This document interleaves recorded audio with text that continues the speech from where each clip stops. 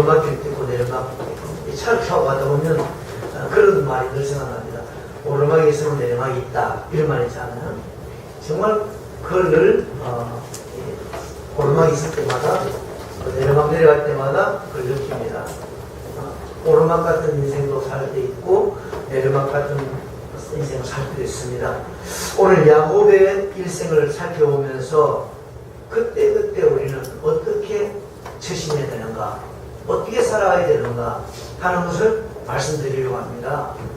세 가지 우리 케이스를 말씀드릴 텐데요. 이거 우리가 꼭 듣고 그대로 적용하고 살면 어떤 상황에서든지 하나님의 은혜와 하나님의 축복과 도우심이 있으면 승리할 줄 믿으시기 바랍니다. 모든 것에 해답이 되시고 모든 것을 열 수 있는 마스터 키가 되시는 분이 우리 주님이신데 그 하나님을 믿는 우리 하나님의 자녀된 우리들이 그걸 사용하지 못할 수 있습니다. 꼭 그대로 적용함으로 야곱처럼 성공적인 인생을 살아가게 되기를 바랍니다. 첫 번째는 광야입니다. 광야. 오늘 읽은 본문입니다. 야곱이 아버지 이삭을 형인 것처럼 가상을 하고 형이 받을 축복 기도를 자기가 가로채 버림으로 형님이 정말 노발대가 돼서 동생을 죽일 것 같은 위기를 만나서 어머니가 피신시켰습니다. 지금 그 상황이죠. 야곱이 어디로 가느냐? 외삼촌 있는 집으로 지금 가는데 지금 야곱이 외삼집으로 가지만 외삼촌이 어떤 사람이냐? 나중에 말씀드리겠지만 사기꾼입니다. 사기꾼. 20년 동안 조카가 일을 해도 제대로 된 월급을 한 번도 안 준 그런 사람이에요. 그러니 이 조카가 오는 걸 환영할 리가 없습니다. 오죽 오갈 데 없으면 그런 외삼촌 집으로 가겠습니까?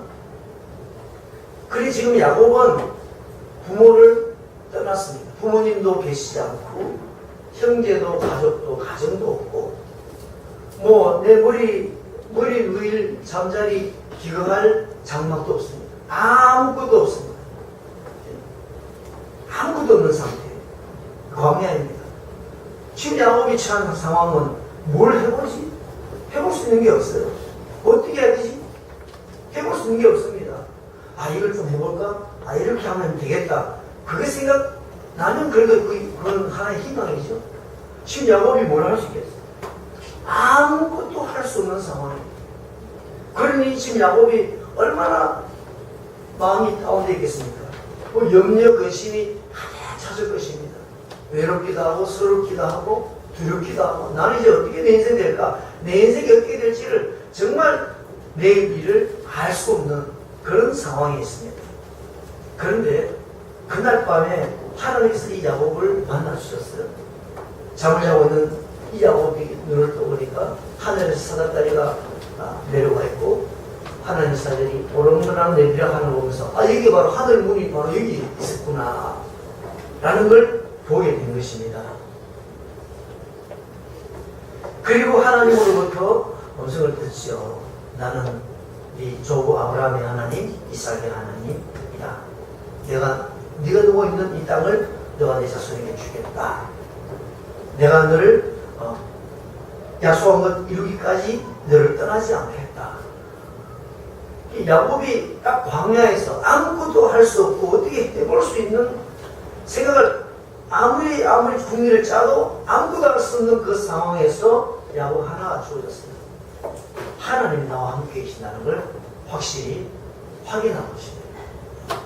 내가 있는 이곳에 하나님이 함께 하시고 하나님 나를 돌아오게 하신다 하는 사실을 그런 약속을 붙잡아. 그럼 어떻게 됐습니까? 야곱이 염려와 근심 가운데 두려움에 갇혀 어떤 소망도 가져볼 수 없었던 그 야곱이 하나님께서 지금 나와 함께 계시고 나를 바라보고 계신다는 것을 확인하자 소문이 생겼습니다. 그는 일어나서 아침에 일어나서 베개를 삼았던 돌을 기둥으로 세우고 기름을 붓고 이거 베델이다. 하나님의 집이다. 이 기름을 짓고 그리고 뭐라 합니까? 소원을 합니다. 하나님이 나 이 일을 지켜주시고 잘 돌아오게 하시면 내가 여호와께서 나의 하나님이 되실 것이고 기둥으로 세운 이 돌이 하나님의 집이 될 것이고 내 모든 것에서 10분의 1을 하나님께 반드시 드리면서 하나님을 공경하며 살겠습니다. 이렇게 되어 있습니다. 조금 전만 하더라도 야곱이 뭐 하나님이 전이 되겠습니다. 이건 상상도 할 수 없는 생각이었어요. 하나님이 나와 함께 계시다고 생각하니까 야곱에게 비전이 생기고 소망이 생겼습니다. 여러분 우리가 희망이 있는 사람은 산다는 말이 있습니다. 여러분 인생 살아가다 보면 이 광야처럼 이제는 발버둥 치고 발버둥 치다가 이제는 손을 뻗칠 때도 없고 두드릴 때도 없고 길이 보이지 않고 뭐 아무도 알 수 없을 그런 상황 만날 수 있습니다. 그럴 때 어떻게 되죠? 하나님을 만나야 돼요. 하나님께서 여러분들을 만나 주실 줄 믿으시기 바랍니다. 하나님 찾아야 돼요. 자칫 잘못하면 그런 상황에서 반드시 하나님을 만나야 되는데 오히려 악한 마귀는 하나님을 떠나게 만듭니다. 하나님을 만나고 나면 주의 음성 한번 듣고 나면 내 마음에 소망이 달라지고 용기가 달라지게 되어 있습니다. 야곱 29장 1절에 보면 야곱이 길을 떠나 동방사람의 땅에 이르렀다 할 때 이 길을 떠났다 할 때 그 전에 성경 개혁 성경에 보면 야곱이 발행하여 이랬거든요. 이 떠났다는 말은 발을 들었다 그런 뜻입니다.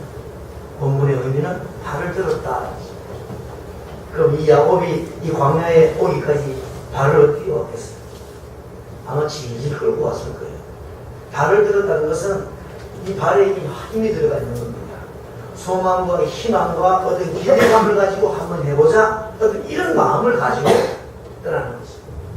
역시 지금도 아무 보장된 것도 없고 눈에 보이는 거 없고 손에 잡아지는 거 없지만 하나님 한번 만나고 나니까 하나님 나와 함께 계시다는 것을 믿으니까 뭔가 자기 마음에 한번 해보자 부딪혀보자 이런 용기가 생겨난 거죠. 발을 들어서 떠났다는 거죠. 그전에도 말씀드렸지만 어떤 목사님이 목회가 너무너무 어려웠어 할 때 그날 밤에 기도하는 가운데 하나님께서 내가 네 형편을 다 안다 이 말 한마디 듣고 됐습니다. 여러분 힘들고 어렵습니까? 만약 여러분이 뭐 예배하다가 기도하는 중에 하나님의 음성을 한번 듣는다면 하나님이 내가 너와 함께 한다고 하는 그 마음의 큰 확신으로 하나님께서 그런 은혜를 주신다면 더 이상 여러분들은 발을 질질 끌고 살지 않게 되어 있습니다. 뭘 하겠어요? 하나님을 믿기 때문에 하나님이 없는 사람들은 하나님을 믿지 않는 사람들은 이 광야에 처하면 다 죽습니다. 이미 죽은 것이죠. 내 인생을 포기하고 접자 할 것입니다. 그러나 절대로 하나님을 믿는 저와 여러분들에게는 광야 같은 지경에 처했을지라도 내가 아무도 알 수 없는 게 아니라 기도하고 예배하고 말씀 보면서 하나님께 집중해야 될 때임을 믿으시기 바랍니다. 예? 여러분 여러 가지 일을 하다가 일이 없어요. 뭐합니까? 기도하세요.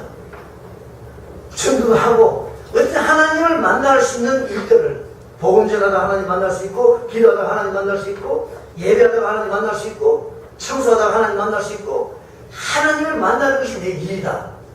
그런 생각하고 그게 집중하면 되죠. 두 번째는 밧단 아람입니다. 밧단 아람이 바로 야곱의 외삼촌이 있는 집이거든요. 외삼촌 집에서 20년 동안 살았습니다. 사는 동안에 외삼촌의 딸을 아내로 맞이하기 위해서 7년 동안 제가 일을 하겠습니다. 돈은 없으니까 7년 동안 일을 할 테니까 나를 주십시오. 둘째 딸이었습니다. 라헬을 아내로 삼으려고 했는데 첫날밤 잠자고 났더니 밤중에 들어오신 분과 다른 사람이었어요. 언니였어요. 결혼하는 것부터 외삼촌이 속였습니다. 잠자고 나면 외삼촌이 왜 이렇게 했습니까? 라고 했더니 우리 동네는 그런 법이 없다. 언니가 먼저 결혼해야 된다. 처음부터 이야기해야 되죠. 내가 라헬하고 결혼하고 싶습니다. 외삼촌 허락해 주세요 할 때 언니부터 먼저 해야 된다. 이런 말을 무시해야 되지. 7년 일하고 일 다 시켜놓고 첫날밤 지나고 난 뒤에 그런 말 하는 것은 이 라반, 외삼촌 라반이 얼마나 거짓되고 신실하지 못한 분인가 하는 것을 알 수가 있습니다. 그래서 이 야곱이 그럼 7년을 더 내가 일하겠습니다. 그래서 14년 동안 일을 해서 겨우 자기가 원하는 아내를 얻게 된다는 거죠. 20년 동안 이 외삼촌 집에 머물렀는데 6년 동안 또 일해야 되지 않습니까? 외삼촌에게 말했습니다. 나는 지금 이렇게 내가 외삼촌 집에서 일만 하면 내가 언제 나는 내 집을 세웁니까?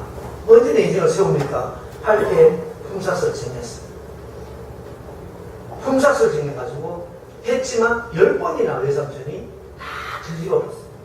10번이나 외삼촌이 사기치고 거짓말하고 약속대로 행하지 않았습니다. 그렇게 야곱은 결혼한다고 하다가 14년 20년 있다가 떠났지만 나머지 6년 동안도 10번이나 사기를 당했다면 완전히 빈털터리로 떠날 수밖에 없는 입장이었는데 놀랍게도 떠날 때는 외삼촌보다도 더 큰 부자가 되었어요. 야곱이 어떻게 이것이 가능했죠? 야곱이 이렇게 고백합니다. 창세기 31장 42절에 보면 하나님이 나와 함께 계시지 않으시다라면 외삼촌께서 나를 빈손으로 돌고 보내실 것이다. 하나님이 함께 하시면 내가 이렇게 큰 부가 되어서 떠날 수 있다. 야곱이 얼마나 큰 부자가 되었냐면요. 형님 에사우는 원수사이 아닙니까? 에사의 마음을 돌이키려고 에사에게 선물로 보내는 것이 짐승이 한 550마리를 보냈습니다.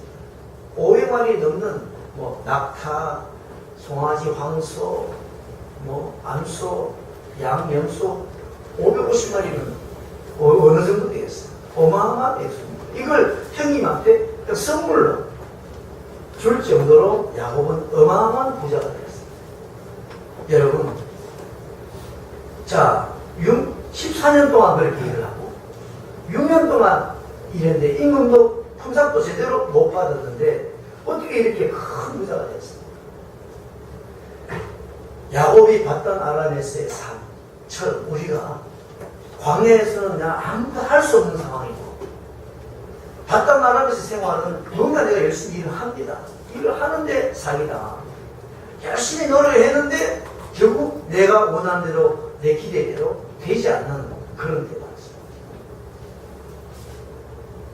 내 주변에 악한 사람이 붙어있고 성공을 꿈꾸고 열심히 땀 흘리고 일했지만 늘 사기를 당하고 내가 원하는 것, 내가 기대하는 것만큼 그 결실을 얻지 못할 때가 있습니다. 그런 상황이 있을 수 있단 말이죠. 그런 상황. 여기서 내가 아무리 발버둥 없어도 이걸 내가 돈을 벌 수가 없어. 아니 여기서 내 꿈을 이룰 수가 없어 하는 그런 환경 말이에요. 그런 상황. 여러분 다니는 직장이 그럴 수도 있고 여러분 살아가는 모든 삶의 환경이 그럴 수 있습니다. 여기서 아무리 내가 노력을 해도 결국은 내가 원하는 걸 얻을 수 없다. 그런 상황. 그런 환경이 바로 바단 아람입니다. 어떻게 되죠? 야곱처럼 하나님을 의지하시기 바랍니다. 이 외손들 집에 있으면서 이 야곱은 의지할 때 하나님밖에 없었습니다. 야곱이 품삯을 어떻게 생겼냐면 내가 너한테 뭐 해줄까 하니까 야곱이 외삼촌에게 외삼촌이 나한테 해줄 거 없습니다. 그래, 외삼촌이 나한테 따로 줄 거 없습니다. 외삼촌은 뭘 달라 해도 안 줄 사람이 이미 안 거예요. 외삼촌이 따로 줄 거 없고 혹시 양이 태어난 양 중에서 검은 양이 태어나든지 얼룩덜룩 전방이나 그런 것이 태어나면 그거는 나한테 주시고 염소가 태어나면 하얀 염소나 얼룩덜룩한 그런 전방이 같은 염소가 태어나면 그것만 내 몫으로 해주세요. 여러분 검은 양을 봤습니까? 얼룩덜룩한 염소를 봤습니까? 태어날 가능성이 거의 없잖아. 그러니까 외삼촌이 볼 때 이거 괜찮지 않아요.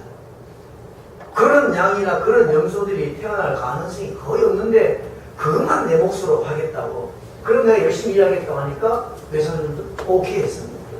그리고 외삼촌이 한 조치를 취한 게 뭐냐면 지금 있는 양들 중에 그런 비스무리한 양이나 염소를 다 걸러냈습니다. 그리고 자기 아들한테 딱 맡겼습니다. 혹시 어디 섞여서 서로 새끼를 치게 되면 그런 가축들이 날까봐 싶어서 비슷한 것들 다 뽑아가지고 자기 아들한테 맡겨서 3일 거리, 3일쯤 걸어가야 만날 수 있는 그 먼 곳에다가 따로 관리하도록 만들었습니다. 예? 한 마리도 안 주겠다는 뜻 아닙니까? 예? 같이 살아도 그런 거 나기 어려운데 정말 외삼촌 나만이 무서운 사람이죠. 자꾸 3일 길을 가서 자기 아들이 그 따로 관리하고 있으라 이렇게 했어요. 야곱은 어떻게 했겠어요? 야곱은 이 제안을 할 때 자기들이 굉장히 불리한 제안이었습니다. 근데 이런 제안을 하지 않으면 이런 정도로 해야 외삼촌이 오케이 사인을 해주지 않을 사람이라는 걸 알았어요. 그리고 야곱이 한 것은 이거였어요. 버드나무, 살구나무, 신풍나무. 신풍나무는 플라타너스 나무입니다. 그 나무 가지를 꺾어다가 이에 그 좀 중간중간 뺏겨가지고 얼룩덜룩하게 해가지고 이제 새끼를 댈 그런 어떤 지금들이 물 먹으러 오든지 하면 그 앞에다가 이거 물통인데 이거 꽂아놨어요. 그걸 쳐다보도록. 여러분 그걸 쳐다보면 새끼 얼룩덜룩하게 나옵니까? 안 나오죠. 오죽 답답한지 당연히 나와요. 자기가 해볼 수 있는 방법 어떻게 하든지 얼룩덜룩한 지능이 나야 이게 내 몫이 되니까 어떻게 하다가 보니까 이 얼룩덜룩한 걸 이렇게 나무가지라도 보고 물 먹고 하겠다라는 것입니다. 그럼 그거만 했겠습니까? 나무가지 이제 이렇게 해서 꽂아 놨으니까 이거 자꾸 보다 보면 이제 아마 얼룩덜룩한 새끼들 많이 날 거야 이렇게 해서 안심했겠습니까? 그것만 했겠느냐고. 그렇게 할 정도 같으면 하나님이 얼마나 열심히 기도했겠습니까? 하나님이 간절히 매달렸을 것입니다. 하나님 나를 축복해달라고, 나를 살려달라고. 아까 고백한 대로 외삼촌은 완전히 나를 빈손으로 내쫓을 사람이지 절대로 나를 위해서 배려해줄 사람이 아니라는 아는 상황에서 이 야곱은 백날 여기서 일해봤자 나만 죽을 고생하고 완전히 알거지가 될 입장인 상황에서 야곱은 어떻게 했느냐? 이건 소용없다. 아까 말했다시피 여기서는 티가 났다. 자, 외삼촌이 이런 식으로 하니까 내가 열심히 일할 필요가 없지. 대충 나태하게 할 수 있죠. 대충 눈가리만 할 수 있습니다. 밥만 얻어먹고 살도록 하지. 뭘 그래 지역정성으로 일하고 싶은 마음이 있겠어요. 그러나 야곱은 그렇게 하지 않았다는 사실입니다. 내가 해야 될 최선을 다했습니다. 포기하지 않았습니다. 아까 나뭇가지를 꺾어서 얼룩덜룩하게 만들어서 지들에게 보여주는 일이라도 했답니다. 그게 과학적으로 아무런 근거도 없고 효력도 없는 일이지만 야곱은 그것이라도 했습니다. 포기하지 않았다는 거죠. 좌절하고 낙심하지 않고 시도했다는 것입니다. 그리고 그만 하는 게 아니라 하나님께 기도했다는 거죠. 그랬더니 하나님께서 야곱을 축복하신 것입니다. 튼튼하고 건강한 새끼들은 다 얼룩덜룩하게 태어나는 것입니다. 누가 맞겠습니까? 나뭇가지 때문에 그렇게 된 게 아니라 그 나뭇가지라도 보여주면서 포기하지 않고 그리고 하나님이 은혜 주시기를 바라고 하나님께 기도하고 나갈 때 6년 후에는 완전히 전세가 뒤집혀 왔다는 사실입니다. 여러분 지금 여러분이 처한 그 상황이 그럴 수 있습니다. 직장에서 항상 내 위에 상사가 나를 꽉 털어잡고 있어. 나는 여기서는 내가 출세할 수 없다. 그런 상황 만날 수 있고 여러분 가정살이 중에서도 이 가정에서는 나는 불행할 수밖에 없어. 이런 상황 만날 수 있습니다. 내가 몇백 빠지게 고생해도 별 의미가 없어. 그 결과가 뻔히 눈에 보이는 상황 말이죠. 그게 바로 바단 아람에서의 야곱입니다. 그렇게 하다 보면 짜증 부리고 불평하고 낙심하고 할 일도 안 하고 열심히 하겠습니까? 아무것도 하려고 하지 않고 포기해버리고 적당히 살 수 있습니다. 절대로 그렇게 하지 마시기 바랍니다.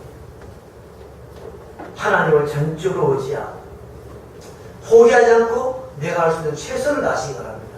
야곱이 뭐라고 하냐? 자기 외삼촌에게 말하기를 내가 외삼촌 집에서 일하면서 밤에는 추위를 무릅쓰고 낮에는 더위를 무릅쓰고 눈붙일 겨를 없이 외삼촌의 양떼를 돌봤다고 했어요.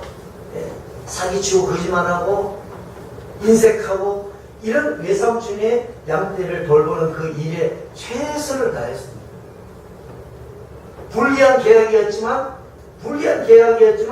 포기하지 않고 야곱은 도전했습니다. 그 결과 하나님이 함께 하신 줄 믿습니다. 하나님이 도와주시면 전세가 역전될 수 있습니다. 어제 금요 기도회 때 제가 기도 인도하다가 이 말씀 생각하면서 갑자기 그런 생각이 들었어요. 옛날 IMF가 닥쳤을 때 목사님들을 만나면 다 걱정을 많이 했어요. 그리고 교회 헌금이 3분의 1이나 줄었다. 그런 이야기를 많이 들었어요. 제가 일부러 어제 찾아봤습니다. 우리 그때 우리 헌금 상태는 어땠나? 거의 변동이 없었습니다. 올라갑니다. 여러분 경제가 어렵다, 뭐 어렵다, 그게 자꾸 현혹되지 마시기 바랍니다. 다 어렵고 그 영향을 받아서 라반의 영향을 받아서 알거지가 되고 정말 빈절들이 되는 사람 많이 있습니다. 그러나 그 라반 밑에 있을지라도 하나님을 의지하고 내가 포기하지 않고 도전하고 시도하면 하나님의 은혜가 함께 하시면 IMF도 라반도 결코 나를 내 인생을 짓밟을 수 없다는 걸 믿으시기 바랍니다. 믿음대로 되는 거예요. 네 믿음대로 된다. 세상 경제가 어렵고 경기가 어렵고 IMF가 터져서 다 어렵다. 다 어렵지만 하나님 나와 함께 하셔서 나는 포기하지 않습니다. 하나님 나를 도와주세요. 할 때 하나님께서 이 라반을 못 이기겠어요. 하나님은 라반보다 훨씬 더 큰 사람입니다. 야곱의 인생이 지금 완전히 외삼촌 라반의 손아귀에 있지 않습니까? 그러나 그 야곱이 하나님을 바라볼 때 라반의 손에서 벗어나는 것입니다. 야곱이 라반을 바라보면서 불성실하게 일하고 불평하고 좌절하고 나는 이제 희망 없다 라고 말했다면 그 인생은 계속 라반의 손아귀에 잡힌 인생으로서 망할 수밖에 없지만 라반에게 완전히 사잡힌 인생이었지만 야곱은 끊임없이 하나님을 바라보았습니다. 그리고 내가 해야 될 일을 했습니다. 도전하고 시도할 때 하나님께서 야곱과 함께 하심으로 거부가 되도록 큰 성공을 이루게 하신 줄 믿으시기 바랍니다. 바깥나라 있습니까?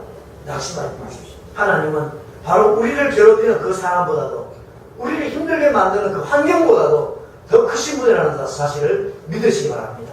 어떤 방법으로든지 어떤 형식으로든지 하나님은 역사하시는 거예요. 세 번째는 세겜입니다. 자, 외삼촌 집에 있는 동안에 재산이 자꾸 뭐 늘어나니까 사촌이니까 사촌들이 볼 때 우리 아버지 재산 다 빼앗은 거 아니야? 그렇게 다 해갔다는 점점 부자가 되니까 청구서 수가 있다 하고 벌써 이 분위기가 이상해지는 거예요. 여기 있다가 잘못하면 내가 매마다 죽겠다 싶은 생각이 들어서 자기 아내들 불러가지고 설득해서 야반 도주하게 됩니다. 도망가는 거죠.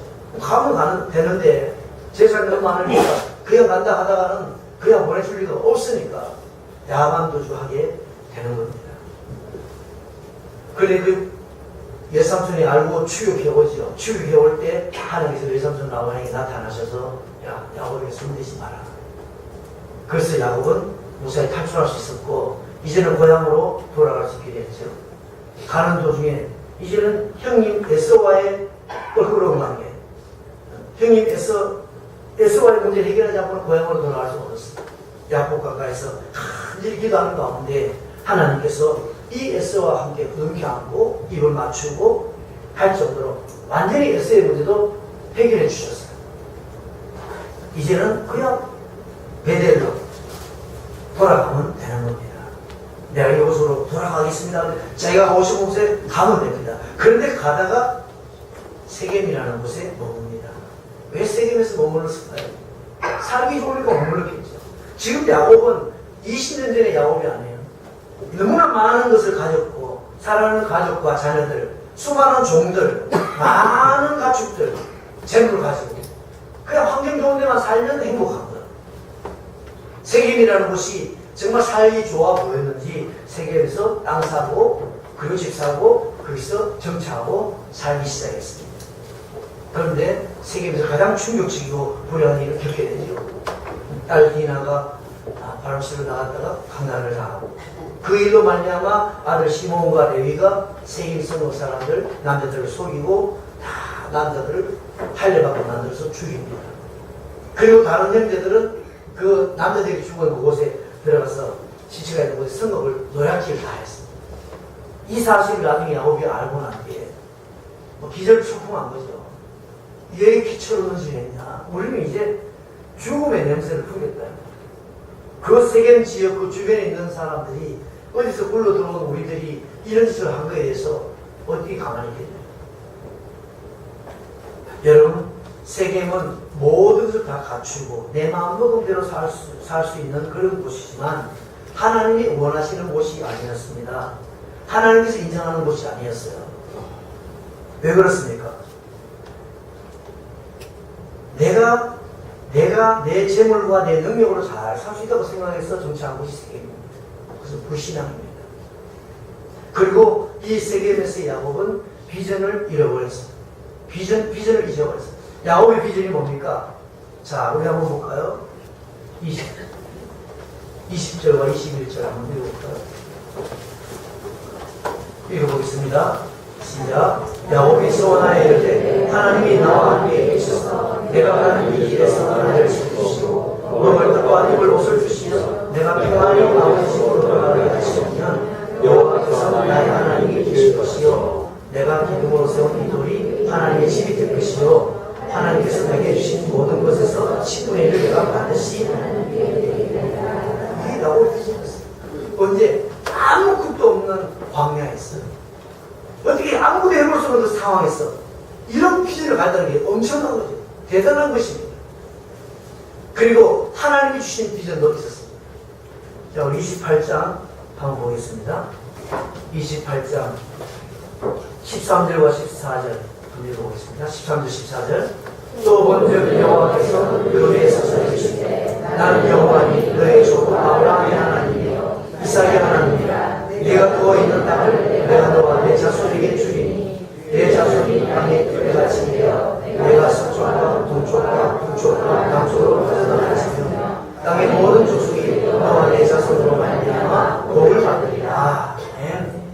동서남북으로 넌 퍼져나갈 것이고 땅의 모든 족속들이 너와 내 자손으로 말미암아 복을 받으리라. 그런 인생, 그런 가문, 그런 민족으로 키워나갈 것이 하나님의 비전이었어요.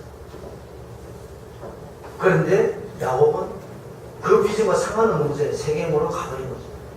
비전을 던진 것입니다. 자기가 세웠던 소망, 소원 뒤집어버리고 하나님이 보여준 비전, 너로 만나면 모든 족속이 복을 받게 하겠다. 얼마나 위대한 비전입니까? 얼마나 영광스러운 비전입니까? 이걸 잊어버렸어요. 언제 잊어버렸느냐? 결국은 내 재산이 넉넉해지고 내가 모든 걸 가졌다 싶을 때, 우리가 하는 말로 복 받았을 때 내가 이걸 가지고 어디로 가야 되는지 잊어버린 거죠. 베델로 올라가서 거기서 하나님을 공경해야 되고, 그리고 하나님은 이 야곱을 축복하셔서 모든 민족으로 복을 받는 그런 축복의 근원으로 삼으셔야 되는데 야곱은 자기 가진 것을 가지고 세겜으로 올라갔습니다. 저는 이 말씀을 보면서 오늘날 한국교회의 문제가 무엇일까? 한국교회가 처음에 교회가 들어왔을 때 핍박과 정말 가난하고 없는 사람, 천한 사람, 약한 사람들이 태반이 바로 한국교회 아닙니까? 그러나 그때 한국교회는 살아있었어요. 세상이 빛이 되고 소금이 되었어요. 레벨이 좀 높은 사람들, 좀 부유한 사람들이나 또 학벌이 높은 사람이나 어쩌면 많이 가졌다 싶은 사람들이 교회 안에 더 많이 있었어요. 하나님이 축복하시고 한국교회를 축복하셨는데 오늘 한국교회가 하나님이 주신 거 가지고 세계적으로 가야 되는 거 아닌가? 베델로 가야 되는데 하나님이 원래 우리 교회에 우리 인생에 주신 비전, 그것을 이루기 위해서 하나님 주셨으면 그것을 가지고 그것을 올라가서 그것을 이루어야 될 텐데 하나님이 주신 것을 가지고 세계로 가서 여기서 우리끼리 행복하게 살자. 자기 만족을 위해서 살기를 추구하자. 오늘 한국교회에 하나님께서 너무나 많은 축복을 주셨습니다. 세계 전무후무한 하나님의 축복을 한국교회에 주셨는데 이 한국교회가 또 한편으로는 너무나 여러 가지 안타깝고 여러 가지 많은 문제가 있는 것, 그 하나님이 주신 것 가지고 과연 비전을 향해 가는가?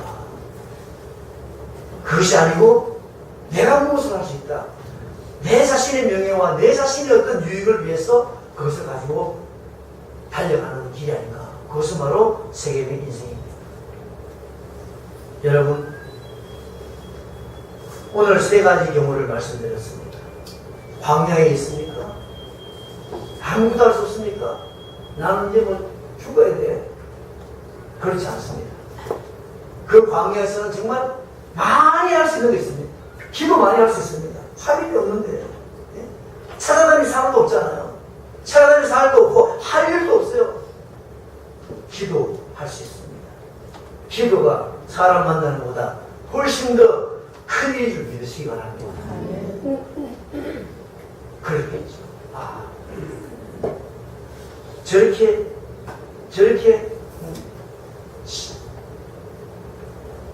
광야 가운데 있을 때, 예. 어떻게든 하나님의 음성을 들어야 돼. 은혜를 받아야 돼. 하나님 나와 함께 하신다는 사실을 그냥 우리가 그냥 지식적으로 믿는 그 믿음이 아니라 확실하게 야곱이 마치 사닥다리를 보고 하나님의 음성 들은 것처럼 확실하게 봐야 돼. 그러면 이 광야는 끝이 나.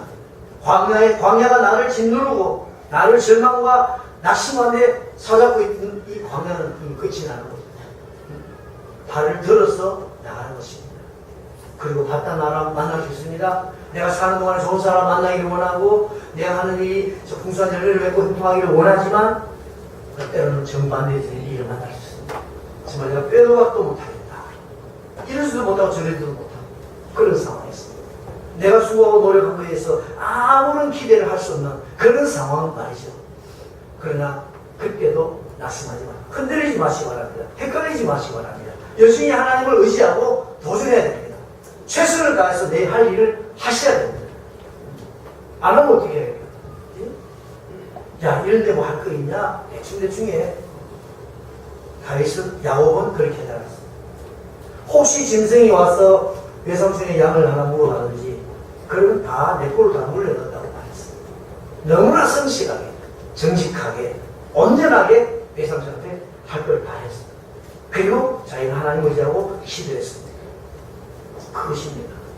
사람들은 나를 어디에 치유하는지, 어떻게 나에게 보상을 하는지 상관할 것 없이 하나님 앞에서 내 할 일을 다하고 시도하고 하나님을 의지하고 도전하고 최선을 다하시기 바랍니다. 세계 믿습니까? 베들로 올라가야 됩니다. 여러분, 하나님이 우리에게 주신 것은 재물이 아닙니다. 세상의 부귀영화가 아닙니다. 더 큰 하나님의 위대한 비전을 위해서 우리를 부르신 것입니다. 네. 그것으로 만족하지 마시고 이것을 가지고 하나님의 영광을 크게 드러내리라. 주님의 크신 비전을 내가 이루어 나가겠다. 행해 나갈 때 하나님께서 은혜 위에 은혜를 내주시고 복의 복을 다 해주실 줄 믿습니다. 그런 교회가 되고 그런 성도가 될 때 교회는 세상을 구원하고 섬기고 변화시키는 영향이 있는 그런 주님의 교회가 되고 빛과 소금의 역할을 능히 감당하는 그런 성도들이 다 될 줄로 믿습니다. 기도하겠습니다.